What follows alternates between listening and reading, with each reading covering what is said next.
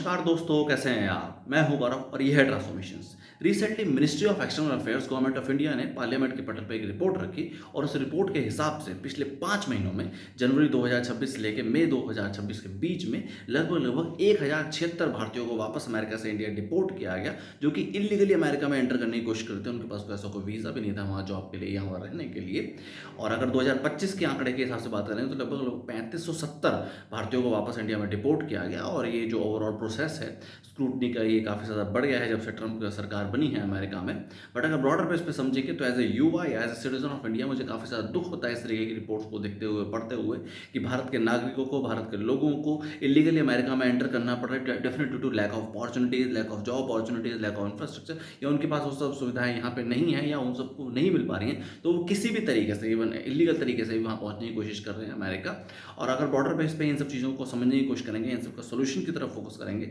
तो जैसा कि आप सब लोग जानते ही हैं कि भारत में डेमोक्रेसी है, डेमोक्रेटिक सिस्टम्स है, और हर 5 साल में हम अपने नुमाइंदे, हम अपने रिप्रेजेंटेटिव चुनते हैं, भले वो राज्य स्तरीय चुनाव हो एज एन एमएलए या कह सकते हैं विधायक के रूप में, और केंद्र में एज ए सांसद या एमपी मेंबर ऑफ पार्लियामेंट के रूप में। और यही सब लोग आगे चल के हमारे लिए, हमारे अगली पीढ़ियों के लिए बेहतर भविष्य का निर्माण करते हैं। नए नए इंफ्रास्ट्रक्चर अपॉर्चुनिटीज़ हो या जॉब अपॉर्चुनिटीज़ हो, न्यू स्किल हो, या और तमाम तरीके के सेक्टर्स, हेल्थ केयर, एजुकेशन में काम करने के लिए। तो कहीं ना कहीं इन सब चीज़ों की लापरवाही या इन सब चीज़ों की नाकामयाबी की वजह से ही भारत के लोगों को, भारत के सिटीजन्स को, भारत के युवाओं को इस तरीके का स्टेप उठाना पड़ रहा है। अदरवाइज कोई भी इलीगल रास्तों को या इस तरीके के डंकी प्रोसेस को